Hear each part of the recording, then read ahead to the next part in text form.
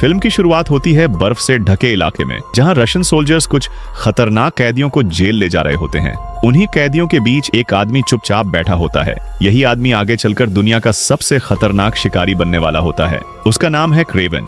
Kraven jail में एक रात बिताता है। अगले ही दिन कुछ कैदी उससे उलझने लगते हैं। उन्हें लगता है कि क्रेवन भी आम इंसान है, लेकिन कुछ ही सेकंड में क्रेवन उन सबको इतनी बुरी तरह पीट देता है, पूरा जेल हिल जाता है। हालात बिगड़ते देख क्रेवन को सार्जेंट के सामने ले जाया जाता है। सार्जेंट उससे पूछता है, तुम कौन हो और पहले क्या करते थे? क्रेवन अजीब से ठंडे अंदाज में जवाब देता है, मैं हंटर हूँ और तुम जैसे लोगों का शिकार करता हूँ। इतना कहते ही क्रेवन सार्जेंट पर हमला कर देता है। वो उसे उठाकर जमीन पर पटकता है, उसकी गर्दन पर चाकू रखता है और उसे मरने के लिए छोड़ देता है। इसके बाद क्रेवन पूरी जेल को चकमा देकर बाहर निकल जाता है। भागते हुए उसके अंदाज से साफ दिखता है कि क्रेवन के अंदर कुछ अलग ही ताकत है। वो इंसान से कहीं ज्यादा ऊंची छलांग लगाता है, चीते की तरह तेज दौड़ता है और दीवारों पर ऐसे चढ़ता है जैसे ये उसका रोज का काम हो। कुछ ही मिनटों में वो किसी के हाथ आए बिना वहाँ से भाग निकलता है। भागते भागते क्रेवन एक खतरनाक बर्फीले तूफान में फंस जाता है। उसी तूफान के बीच एक भेड़िया उसके सामने आ जाता है जो उसे मार सकता था, लेकिन क्रेवन उसकी आंखों में गहराई से देखता है। अजीब बात ये होती है कि भेड़िया बिना हमला किए पीछे हट जाता है। कुछ देर बाद क्रेवन अपने प्राइवेट जेट में बैठता है और किसी को रिपोर्ट करता है कि मिशन पूरा हो चुका है और सार्जेंट मर चुका है। यहीं से साफ हो जाता है कि क्रेवन कोई आम कैदी नहीं था, बल्कि वो जानबूझकर इस जेल में अपने मिशन के लिए आया था। इसके बाद कहानी पास्ट में चली जाती है। हमें क्रेवन और उसके भाई की पुरानी जिंदगी दिखाई जाती है। एक दिन उनके पिता निकोलाई अचानक उन्हें मिलने बुलाते हैं। थोड़ी ही देर में दोनों भाइयों को पता चलता है कि उनकी मां ने सुसाइड कर लिया है। ये खबर दोनों को अंदर तक तोड़ देती है। दोनों को लगता है कि अब वो अपनी मां के फ्यूनरल में जाएंगे, लेकिन निकोलाई इतना बेरहम होता है कि वो उन्हें जंगल में हंटिंग के लिए ले जाता है। जब क्रैव और उसका भाई इस बारे में सवाल करते हैं तो निकोलाई कहता है कि फ्यूनरल सिर्फ उन्हीं का होता है जिनकी मौत हादसे से होती है, आत्महत्या करने वालों का नहीं। निकोलाई एक गैंगस्टर और ड्रग डीलर होता है। वो चाहता है कि उसके बेटे भी उसी की तरह निर्दयी और ताकतवर बने। वो उन्हें हंटिंग सिखाना चाहता है ताकि वो दुनिया के सबसे खतरनाक हंटर्स बन सकें। जानवरों को मारकर उनकी खाल और सींग स्मगल करना उसका धंधा होता है, लेकिन क्रेवन और उसका भाई ये सब पसंद नहीं करते। आखिरकार पिता की बात मानकर दोनों हंटिंग के लिए आगे बढ़ते हैं। तभी जंगल में वही शेर उनके सामने आ जाता है जिसका शिकार करने वो आए होते हैं। क्रेवन बिल्कुल नहीं डरता। वो बंदूक उठाकर शेर की आंखों में देखने लगता है। कुछ पलों के लिए शेर भी शांत हो जाता है। क्रेवन चाहता तो उसी वक्त शेर को मार सकता था, लेकिन वो ऐसा नहीं करता। उसे शेर को मारने का मन नहीं होता। तभी पीछे से निकोलाई गोली चला देता है।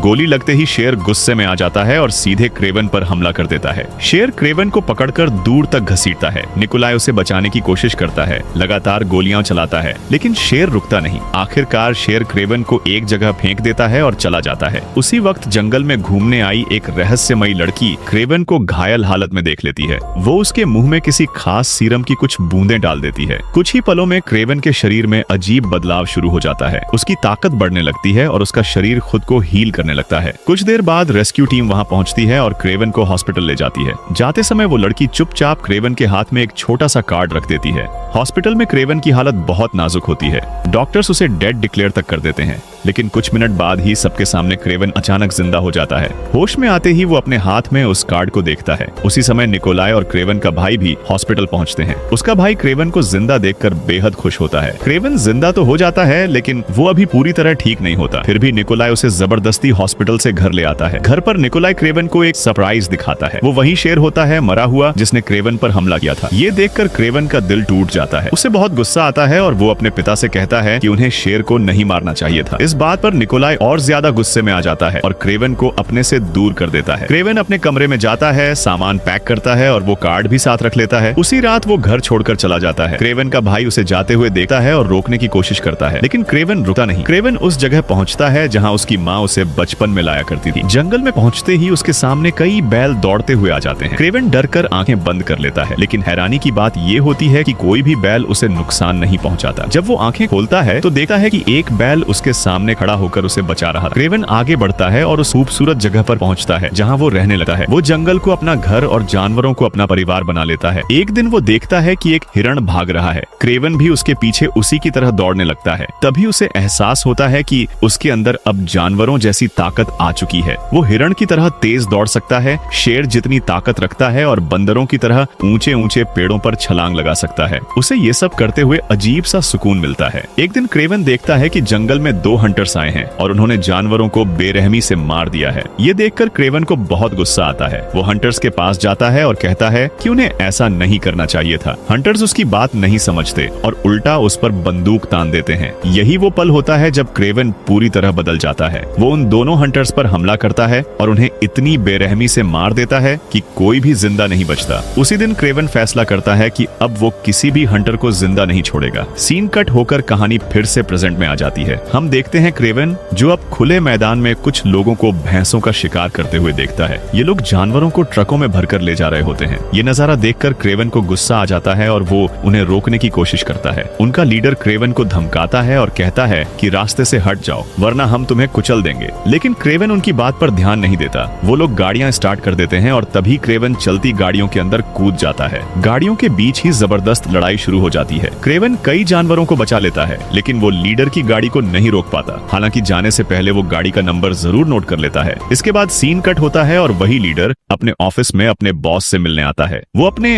अच्छे काम की रिपोर्ट देने आया होता है लेकिन जैसे ही वो पीछे मुड़ता है उसके पैरों तले जमीन खिसक जाती है। उसके सामने उसका बॉस नहीं बल्कि क्रेवन खड़ा होता है। वो आदमी हैरान रह जाता है कि क्रेवन उससे पहले यहाँ कैसे पहुँच गया। सच्चाई ये होती है कि क्रेवन न सिर्फ पहले पहुँच चुका था बल्कि आते ही उसने उसके बॉस को भी मार दिया था। क्रेवन उससे शांत आवाज में पूछता है कि तुम्हें कैसे मारा जाए। फिर वो अपनी डायरी निकालता है और देखता है कि उसका नाम उस लिस्ट में है या नहीं। डायरी में वो सभी बुरे लोगों के नाम लिखे होते हैं जिन्हें क्रेवन मारना चाहता है। जैसे ही क्रेवन उस आदमी का नाम डायरी से काटता है वो गन उठाता है और उसे गोली मार देता है। इसके बाद वो बड़ी बेरहमी से कमरे से बाहर निकल जाता है। दरवाजे पर दोनों लाशें लटकी हुई दिखाई देती हैं। कुछ साल बाद हमें वही लड़की दिखाई जाती है जिसने बचपन में क्रेवन की जान बचाई थी। अब वो बड़ी हो चुकी है और एक जानी मानी लॉयर बन चुकी है। उसे रोज थ्रेट्स मिलती हैं और उसके कई दुश्मन भी बन चुके होते हैं। एक दिन वो अपनी दोस्त की फ्यूनरल में होती है। वहीं क्रेवन उससे मिलने आता है और उसे बताता है कि उसने उसकी दोस्त के कातिल को मार दिया है। क्रेवन बताता है कि उसने उस रशियन सार्जेंट को मारा है जिसने उसकी दोस्त का रेप करके उसे मार दिया था। ये सुनकर वो लड़की सन्न रह जाती है। उसे भरोसा नहीं होता कि क्रेवन सच बोल रहा है। घर जाकर वो रिसर्च करती है और पता चलता है कि सच में एक हंटर नाम के किसी इंसान ने उस कातिल को मार दिया है। अब उसे समझ आ जाता है कि वो हंटर कोई और नहीं बल्कि क्रेवन ही है। क्रेवन उसे वो कार्ड भी दिखाता है जो उसने बचपन में उसके हाथ में रखा था। ये देखकर वो लड़की भावुक हो जाती है कि क्रेवन ने उसे इतने सालों तक याद रखा। वो क्रेवन से कहती है कि वो जान चुकी है कि वही हंटर है जो माफियाओं को मार रहा है, लेकिन उसकी नजर में क्रेवन भी एक क्रिमिनल है क्योंकि वो भी मर्डर कर रहा है। क्रेवन जवाब देता है कि उसे इससे कोई फर्क नहीं पड़ता। क्रेवन अपनी डायरी निकालकर उसे देता है और कहता है कि कानून अपराधियों को छोड़ देता है, लेकिन वो चाहता है कि वो लड़की उन सभी अपराधियों के नाम इस डायरी में लिख दे ताकि वो उन्हें इस दुनिया से खत्म कर सके। चाहकर भी वो लड़की उस डायरी को पकड़ लेती है। इसके बाद कहानी में एंट्री होती है राइनो नाम के एक खतरनाक माफिया की। वो हर तरह के गैर कानूनी काम में शामिल होता है। एक दिन उसे खबर मिलती है कि उसका सबसे बड़ा दुश्मन मारा जा चुका है। ये सुनकर वो हैरान रह जाता है कि इतनी हिम्मत किसकी हो सकती है। हालांकि उसे दुश्मन की मौत से फर्क नहीं पड़ता, लेकिन वो सोचता है कि जिसने ये काम किया है उससे हाथ मिलाना जरूरी है, वरना वो इंसान एक दिन उसके लिए भी खतरा बन सकता है। साथ ही राइनो अपने दुश्मन का पूरा बिजनेस भी टेक ओवर करना चाहता है। जब राइनो अपने दुश्मन के आदमियों से मिलने जाता है तो गुस्से में वो उसे गोलियों से भून देते हैं। लेकिन हैरानी की बात ये होती है कि राइनो को कुछ भी नहीं होता। उसका शरीर पत्थर जैसा सख्त हो चुका होता है।